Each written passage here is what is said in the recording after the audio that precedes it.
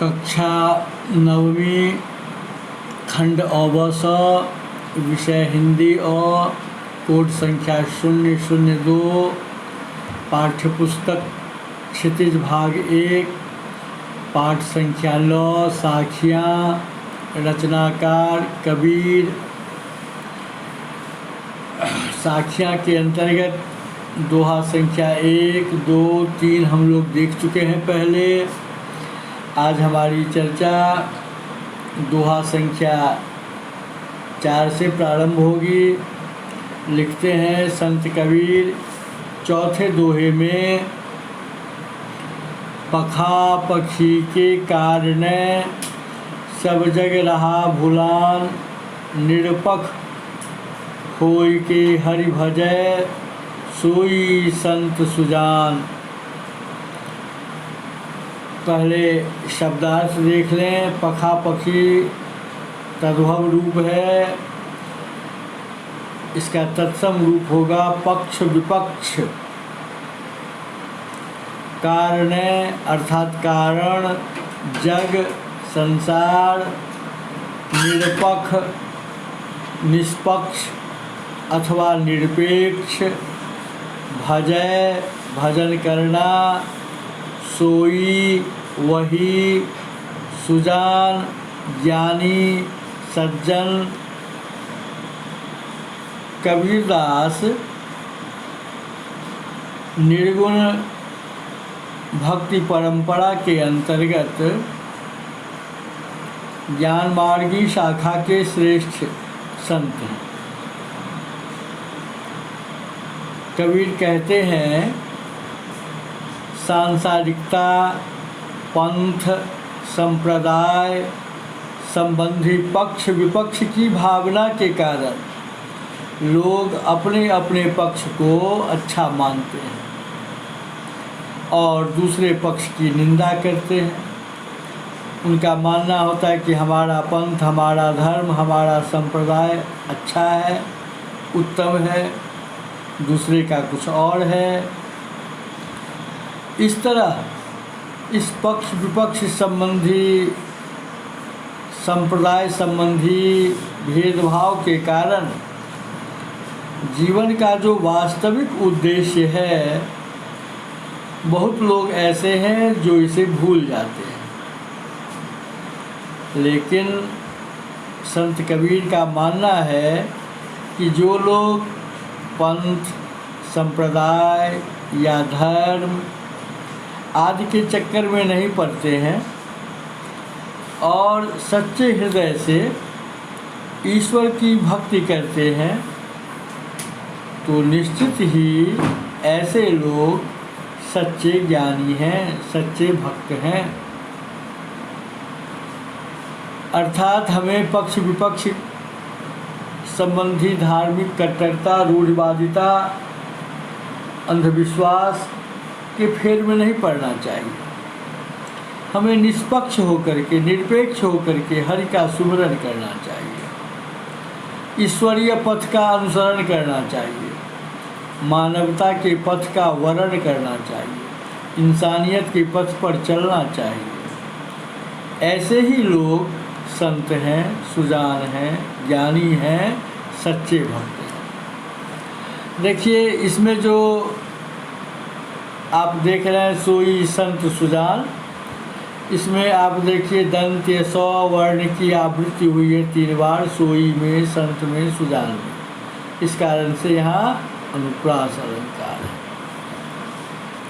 5वें दोहा में संत कबीर कहते हैं, हिंदू मुआ राम कही मुसलमान खुदाई, कहे कबीर सो जीवता जो दुह के निकट न जाए। इसमें मुआ का अर्थ हुआ मर गया, सो जीवता का अर्थ हुआ वही जीता है, दुह का अर्थ हुआ दोनों, निकट का अर्थ हुआ पास, जाए मतलब जाता है। संत कबीर निराकार परम ब्रह्म परमेश्वर राम के निर्गुण उपासक ठहरे।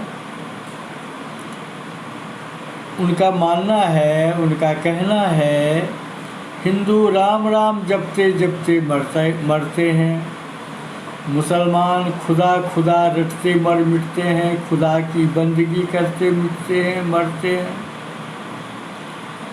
और जिनमें कट्टरता होती है, भेदभाव के भाव होते हैं, वो भविष्य के लिए कट्टरता छोड़ जाते हैं। कबीर कहते हैं, देखिए साधक बंदे, आप राम और खुदा को अलग नहीं मानिए, ये दोनों एक हैं। परम शक्ति के ही अलग अलग नाम हैं और हमें अलगाव के चक्कर में, भेदभाव के चक्कर में, अंधविश्वास के चक्कर में, धर्मांधता के चक्कर में कभी नहीं पड़ना चाहिए। सच्चे हृदय से हमें प्रभु की सच्ची भक्ति करनी चाहिए। और जो ऐसा करते हैं, जो साधक, वही जीवित हैं और वही सच्चा ज्ञान प्राप्त करते हैं, है ना। इसीलिए हमें राम और रहीम के, कृष्ण और करीम के, ईश्वर और अल्लाह के, है ना, मर्म को समझना चाहिए। भेदभाव नहीं करना चाहिए, दोनों एक हैं। एक ही परम शक्ति के अलग अलग नाम हैं। इसीलिए वही जीवित है जो इन दोनों के भेदभाव से दूर, कट्टरता से दूर, अंधविश्वास से दूर, धर्मांधता से दूर, सच्चे हृदय से सच्ची भक्ति करते हैं। तभी वो जीवित है, तभी वो सच्चा ज्ञान प्राप्त करते हैं। तो कहे कबीर सो जीवता, इसमें अनुप्रास अलंकार है। छठे दोहा में कबीर कहते हैं, काबा फिर काशी भया, है ना। राम ही भया रहीम, मोट चून मैदा भया, बैठ कबीरा जीम। काबा मुसलमानों का पवित्र इबादत स्थान है, तीर्थ स्थान है। काशी हिंदुओं का पवित्र तीर्थ स्थान है। भया का अर्थ है हो गया, मोट चून मोटा आटा, बैठ बैठ कर, जीम भोजन करना। अब देखिए संत कबीर क्या कहते हैं। संत कबीर कहते हैं अपने बारे में पहले कि मैं जब राम और रहीम, हिंदू और मुसलमान के फेर में था, तो अध्यात्म को, वास्तविकता को, मर्म को नहीं जान पाया। लेकिन जब कबीर इस राम और रहीम के भेदभाव से ऊपर उठ गए, अर्थात दोनों को एक समझ गए, जान गए, वास्तव में ये दोनों एक ही परम शक्ति के अलग अलग नाम हैं। हिंदू और मुसलमान का जो भेदभाव है, इससे जब ऊपर उठ गए, अर्थात इंसानियत के रास्ते पर आ गए, है ना, मनुष्यता के रास्ते पर आ गए, तब उनके लिए ऐसा कोई अंध विश्वास, कट्टरता, भेदभाव, अलगाव, दूरी, ऐसी बात रह ही नहीं गई। तब वो सबको एक मानने लगे, एक समझने लगे, एक जान गए कि जो राम है वही रहीम है, जो रहीम है वही राम है। नाम अलग अलग है। जैसे कोई पानी कहता है, कोई जल कहता है, कोई नीर कहता है, कोई आग कहता है, कोई कुछ कहता है तो वह एक। उसी प्रकार से जो राम है वही रहीम है, जो रहीम है वही राम है, जो अल्लाह है वही ईश्वर है, जो ईश्वर है वही अल्लाह है। कहाँ अंतर है। और जब इस मर्म को कबीर जान गए, समझ गए, तो उनके लिए काबा और काशी में, हिंदू और मुसलमान में कोई अंतर नहीं रह गया। ऐसा कब होता है? जब मन का कलुष भाव दूर होता है, जब हम अपने अंदर की मूढ़ता को, जड़ता को, विसंगति को, दुर्भावना को दूर कर लेते हैं। अहंकार जैसे ही दूर होता है, मन में जैसे ही सरलता आती है, मन में जैसे ही विनम्रता आती है, मन में जैसे ही इंसानियत की बात आती है, सारे कलुष भाव दूर हो गए। लेकिन जब तक कलुष भाव अंदर में रहता है, तब तक वही मोटा चून, मोट चून मतलब मोटा आटा और खाद्य वस्तु समझ रहे थे कभी। लेकिन अब वह जब अंतर नहीं रह गया, भेदभाव नहीं रह गया, कहा ना मनुष्यता आ गई, मानवता आ गई, तो वही मोट चून क्या हो गया, बारीक मैदा।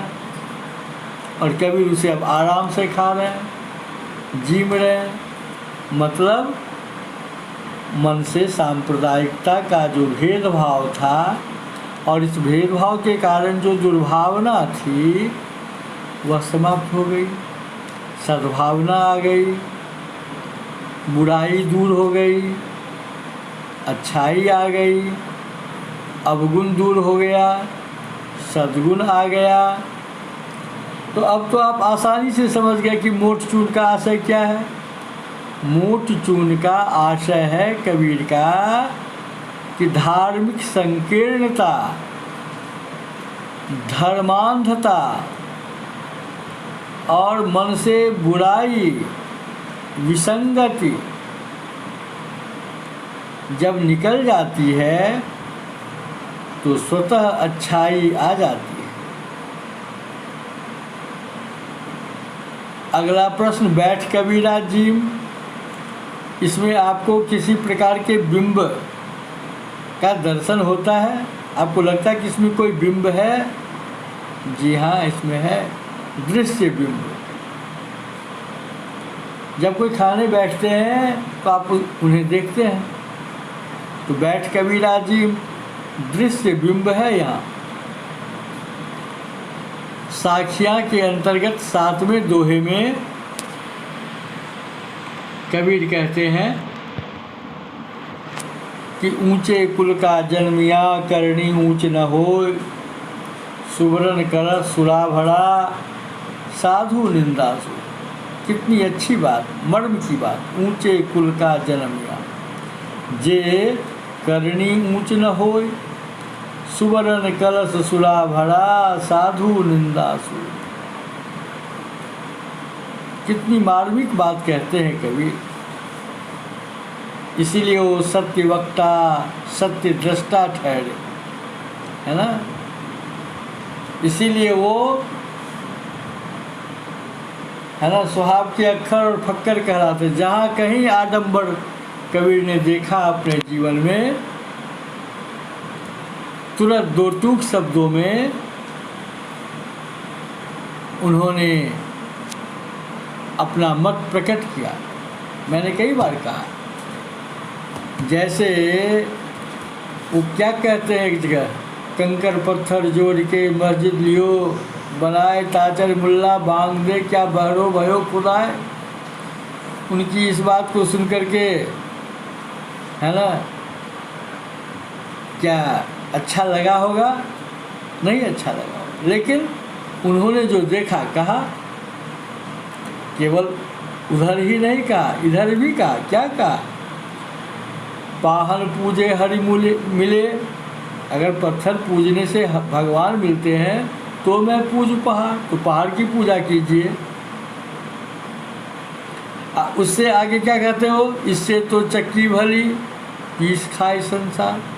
तब तो चक्की की पूजा कीजिए। कर्मयोग है, कर्मवाद है।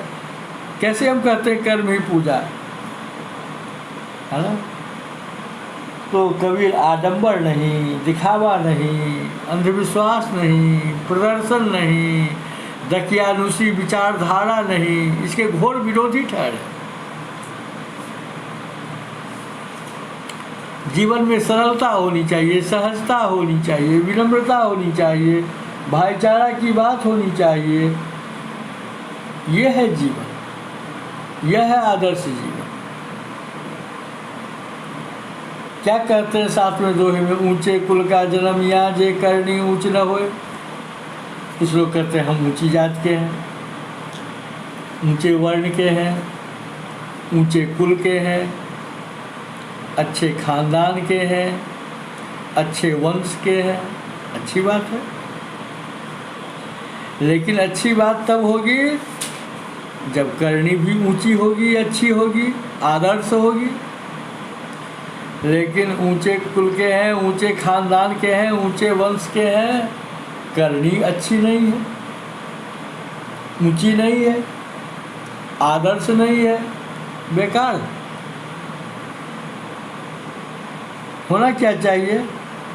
हमारा कर्तव्य पवित्र होना चाहिए, हमारी करनी अच्छी होनी चाहिए, हमारी भावना निर्मल होनी चाहिए। अब सोने का कोई पात्र हो, सोने का कोई कलश हो, सोने का कोई घड़ा हो और उसमें सूरा भरा हुआ, मदिरा भरी हुई हो, अच्छा कहेंगे? वो स्वर्ण धातु का सम्मान हुआ या अपमान? आसानी से आप समझ सकते हैं। कौन अच्छा कहेगा? अरे सोने के पात्र में अमृत हो तो गरिमा महिमा विशेषता की बात हो, और सोने के पात्र में मदिरा हो, कितनी बुरी बात। क्या साधु संत महात्मा इसे अच्छा कहेंगे? कभी अच्छा नहीं कहेंगे, कहते ही नहीं हैं, जरूर निंदा करते हैं, जरूर आलोचना करते हैं।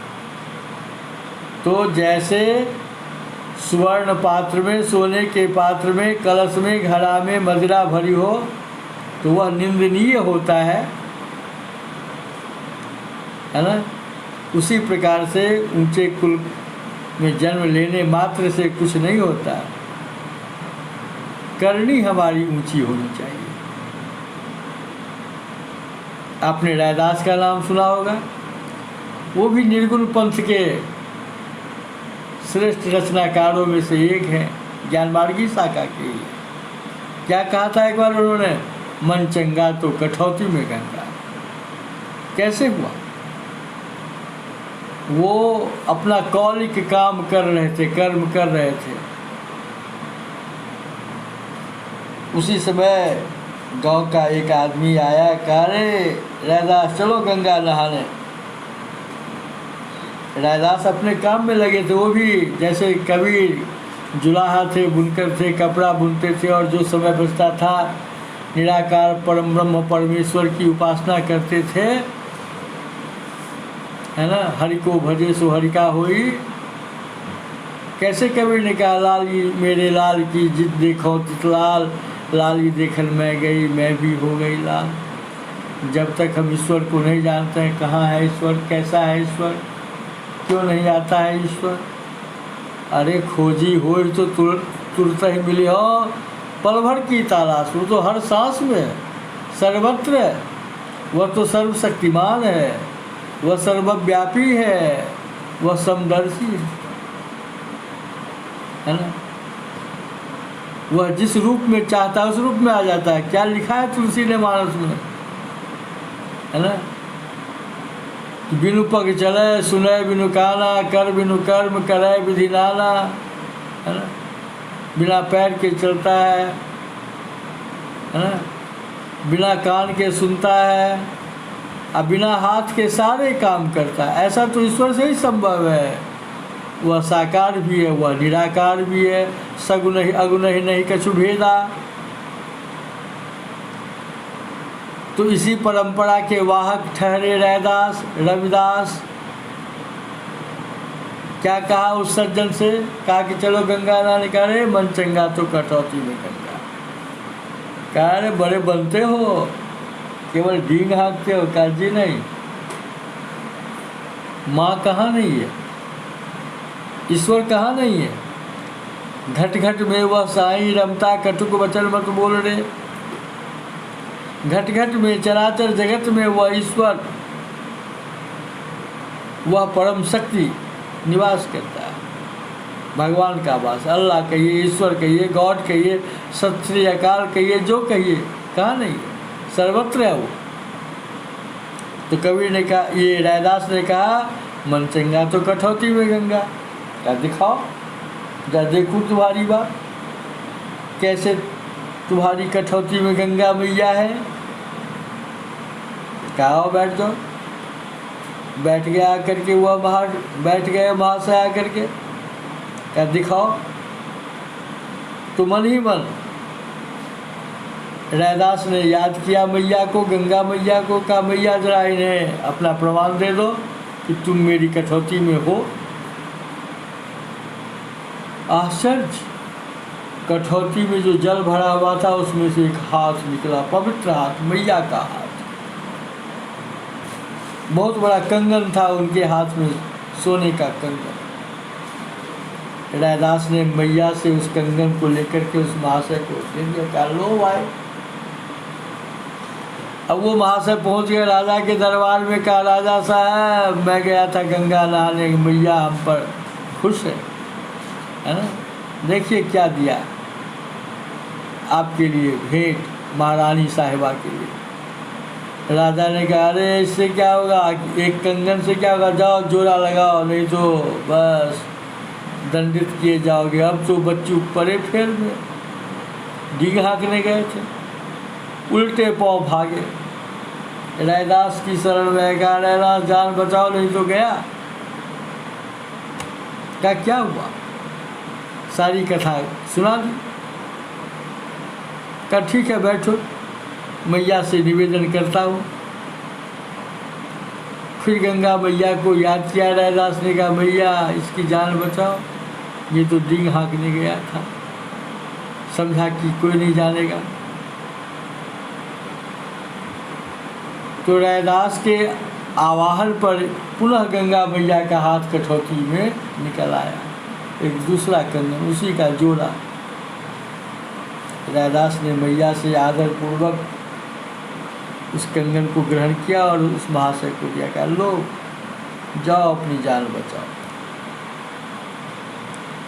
तो जब हृदय निर्मल होता है, अमल विमल धमल होता है, तो ईश्वर कहाँ नहीं। प्रहलाद ने क्या कहा था हिरण्यकश्यप से, अपने पिता से, दैत्यराज से, आप दैत्यराज हैं लेकिन भगवान नहीं। हम में तुम में खड्ग खम में वह सर्वत्र है। सचमुच में वो आ गए। जैसे हिरण्यकश्यप ने तलवार चलानी चाहिए, खंभा फटा जिसे बांध रखा था, भगवान नरसिंह निकल गए। तो हृदय जब साफ होता है भगवान आते हैं, है ना। एक पंक्ति है, क्यों कहते हो भगवान आते नहीं, भीलिनी भाव से तुम बुलाते नहीं। लोग कहते भगवान कहाँ होते, तो दिखाई पड़ते, आते। संसार में कितने कष्ट हैं, कितने प्रकार के लोग हैं जो आत्ताई हैं, वो कष्ट देते हैं संतों को, सज्जनों को, है ना। तब न गीता में कृष्ण ने उद्घोष किया विनाशाय, है ना, आपने पढ़ा होगा, विनाशाय च दुष्कृताम, है ना।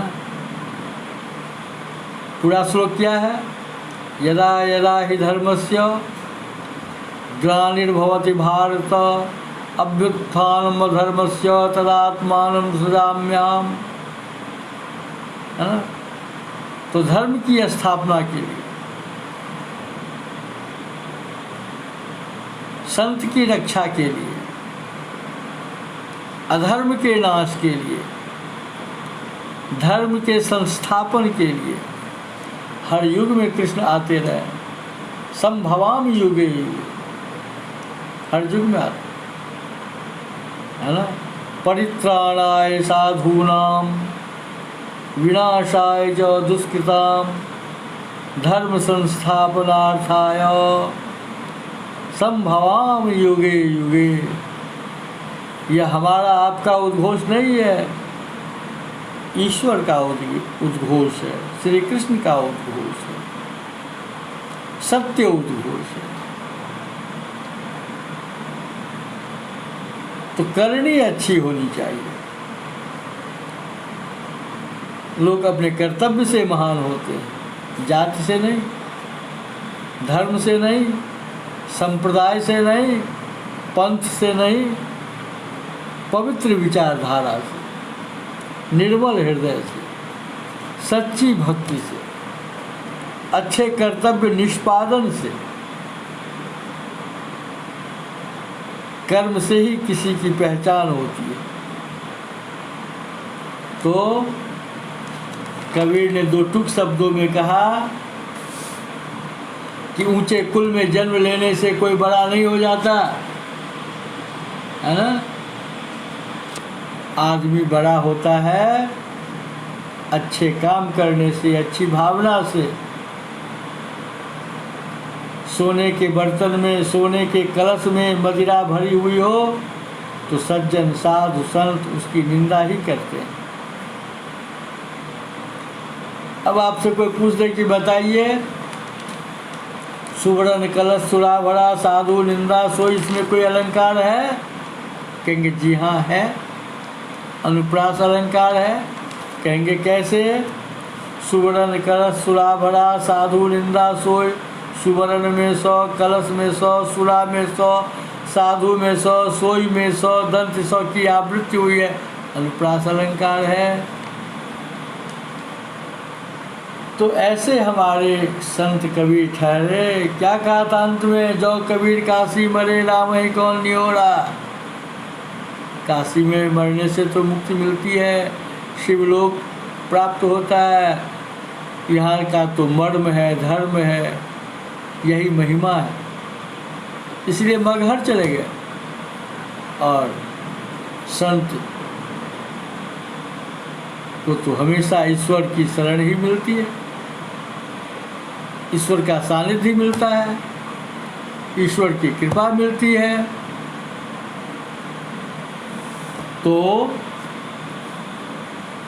ऐसे निर्गुण संत, निराकार परम ब्रह्म परमेश्वर श्री राम के उपासक कबीर ने कर्मयोग, कर्मवाद, करनी इंसानियत की बात की है।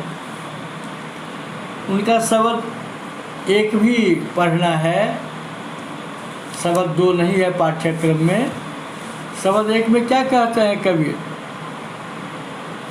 मोको कहा ढूंढे बंदे मैं तो तेरे पास में, ना मैं देवल ना मैं मस्जिद ना काबे कैलाश में, ना तो कौने क्रिया कर्म में नहीं योग वैराग में, खोजी होई तो तुरते मिली हो पल भर की तलाश में, कहे कबीर सुनो भाई साधो सब श्वासों की सांस में। कहते अरे साधक, अरे बंदे कहाँ ढूंढते हो मुझको, है ना। ईश्वर कहते हैं, मनुष्य से कहते हैं, बंधुओं से कहते हैं, साधक से कहते हैं। मैं तो तेरे पास हूँ, तुम मुझे ढूंढने के लिए देवालय जाते हो, मस्जिद जाते हो, काबा जाते हो, कैलाश जाते हो, मदीना जाते हो, मथुरा जाते हो, क्रियाकर्म करते हो, योग वैराग्य धारण करते हो। जी नहीं, इससे ईश्वर मिलने वाला नहीं है। बिंदु जी महाराज ने क्या लिखा? मोहन प्रेम बिना नहीं मिलता, चाहे कर ले कोटि उपाय। मोहन अर्थात कृष्ण अर्थात ईश्वर, है ना।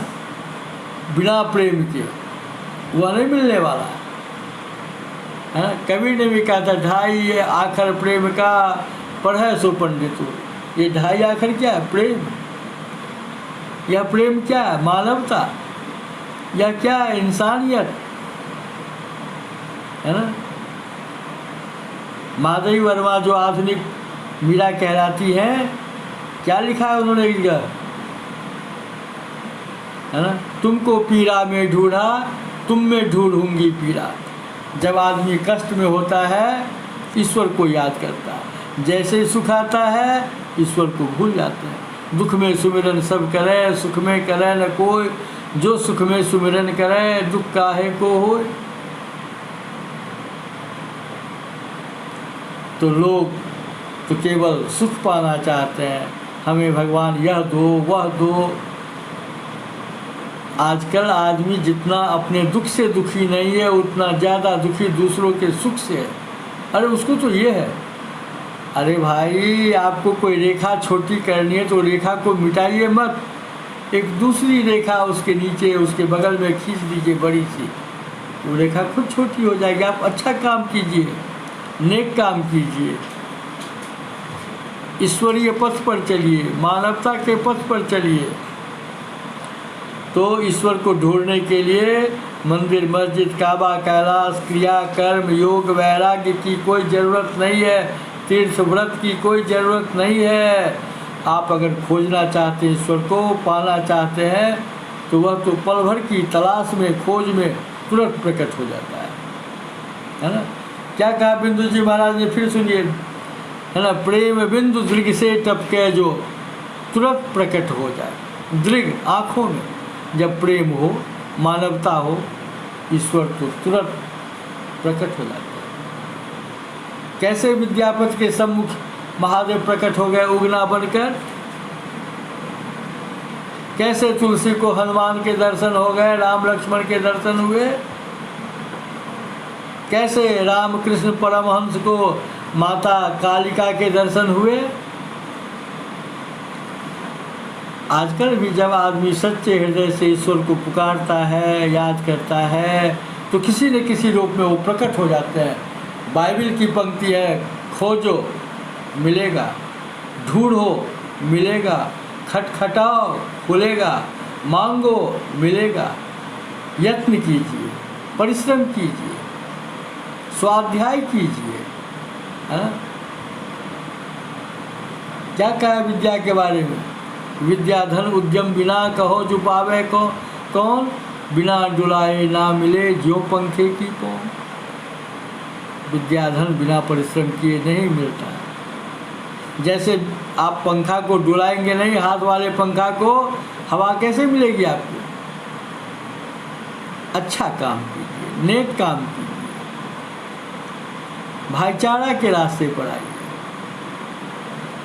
ईश्वर सर्वत्र कण कण में, कैसे कस्तूरी वाले हिरण की नाभ में कस्तूरी रहती है उसे पता नहीं है, खोजता है, भटकता है, अरे यहाँ सुगंध है, यहाँ सुगंध है, वहाँ है, लेकिन सुगंध उसके अंदर है, कस्तूरी उसके अंदर है। राम सब जगह है, अल्लाह सब जगह है, ईश्वर सब जगह है, खुदा सब जगह है, हर सांस में है, हर प्राणी में है, हर जीव में है। आप अपनी निर्मल आँखों से, पवित्र आँखों से देखिए, खोजिए, तलाश कीजिए, वो तुरंत प्रकट हो जाते हैं। इसके लिए आडंबर नहीं है, इसके लिए कट्टरता नहीं है, इसके लिए अंधविश्वास नहीं है, वह हर जीव में। अगर आप खोजना चाहते हैं ईश्वर को, अपने मन में खोजिए, अपने अंदर खोजिए, वह हर श्वास की, हर श्वासों की श्वास में है ना, वह सब में है, हर प्राणी में। आत्मा परमात्मा का अंश है, जीवात्मा परमात्मा का अंश है, जीव का अस्तित्व ईश्वर के कारण है। इसलिए कबीर कहते हैं वह सब श्वासों की श्वास में है ना। तो उसे खोजने के लिए, ईश्वर को खोजने के लिए कहीं भटकने की ज़रूरत नहीं है, अपने भीतर खोजिए, अपने आप में रमिए, आपको ईश्वर दिखाई पड़ेंगे। तो यह है कबीर की आस्था, कबीर का विश्वास, कबीर की भक्ति। आप कबीर की साखियों से, शब्द एक से प्रश्नोत्तर तैयार करेंगे। आप समझ चुके होंगे, है ना। मोको कहाँ ढूंढे बंदे, मोको मतलब कौन, ईश्वर, है ना। मैं तो तेरे पास में, तेरे कौन, मनुष्य, हम, आप, जीव। तो ईश्वर सर्वत्र है। धन्यवाद।